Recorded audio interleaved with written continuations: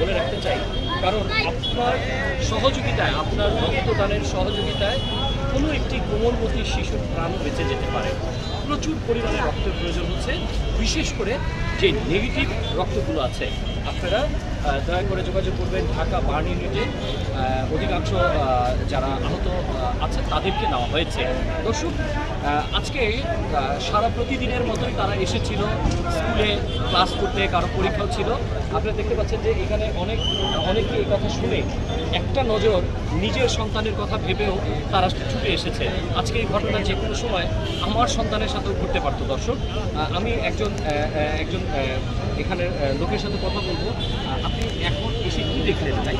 আমি এখন যেটা দেখলাম সেটা হলো ওরা উদ্ধার কাজ শেষ করে চলে গেছে। তবে একটা ছেলে বলছে যে সেনাবাহিনী পুলিশের পক্ষ থেকে অ্যাকুরেট মৃত্যুর খবরটা বলে নাই। ওই ছেলে বলছে যে 60 থেকে 70 জন হতে পারে, আর ওই ক্যাম্পাসেরই ওই ছেলে। আর ওই ছেলে বলছে যে সেনাবাহিনী ওকে ঢুকতে দেয় নাই এবং ও অনেকবার চেষ্টা করছে ও ভিতরে যাওয়ার জন্য, ওকে যেতে দেয় নাই। ঠিক আছে, কিন্তু আমার একটা কথা আছে ব্যক্তিগতভাবে, যেটা হলো দেশ স্বাধীন হওয়ার এখন 54 বছর চলে, আলাদা হওয়ার। আজকে যে BG-7 F-7 দেখলাম বিমান, এটা তো অন্য দেশে এই বিমানগুলো জাদুঘরে রাখা হয়েছে। তাহলে যে কোনো সরকার সেটাকে পাচারকারী লুটকারী হিসেবে আমাদের দেশকে পরিচালনা করতে পারে না। বিভিন্ন সময় দেখি ফাইটার বিমান, ট্রেনিং বিমানে অ্যাক্সিডেন্ট হচ্ছে, দুর্ঘটনা ঘটছে। এগুলো কি কেউ খেয়াল করে না? না, আমরা যেটা দেখলাম যে আজকে একটা নিউজে আমি দেখলাম যে বিমানটা উঠার পরে পাইলট যোগাযোগ করছে কন্ট্রোল রুমে যে বিমানটা আকাশে উঠতেছে না, নিচের দিকে নামতেছে। এটা যে এই পরিমাণ বিমান দেখলাম ছবিতে, এটা কি উঠার? এটা কি কেউ রক্ষণাবেক্ষণ করতে পারে না, এদিকে খেয়াল রাখতে পারে না? এটা তো নীরব মৃত্যু, এটা তো নীরব মৃত্যু। এটা তো ইচ্ছে করে হয়। আমার বক্তব্য হিসেবে এটা তো স্বাধীনের পর থেকে যদি আপনি এদিকে খেয়াল না করেন, মানে দেশের দিকে যদি খেয়াল না করেন, আপনি বিদেশে বাড়ি গাড়ি করবেন, টাকা পাচার করবেন, কিন্তু দেশের জন্য কি করছেন? এই যে সামনে ভোট, ভোটের পরে কি করবেন?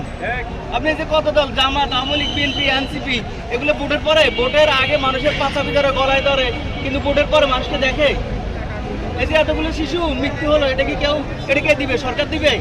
এটা চাষ বলবে যে আমরা দুঃখিত, আমরা শোকাহত, এটা এছাড়া কিছু বলবে? দর্শক, সাধারণ মানুষের মনে একটি প্রশ্ন বারবার আসছে এবং সকলেই বলার চেষ্টা করছে। ঢাকা একটি জনবহুল এরিয়া, তার মধ্যে উত্তরা, টঙ্গী, এয়ারপোর্ট এরিয়াতে অনেক লোক, লক্ষ লক্ষ কোটি কোটি লোক এখানে বসবাস করে, ঘন বসতি এরিয়া।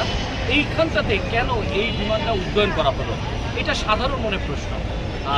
দর্শক, যদি প্রশিক্ষণই নেওয়ার হতো তাহলে কেন এটা তুলে নেওয়া হলো না, এটা সাধারণ মনের প্রশ্ন। আমি আপনাদেরকে যেই জিনিসগুলো দেখাতে চাই, আমি আপনাদেরকে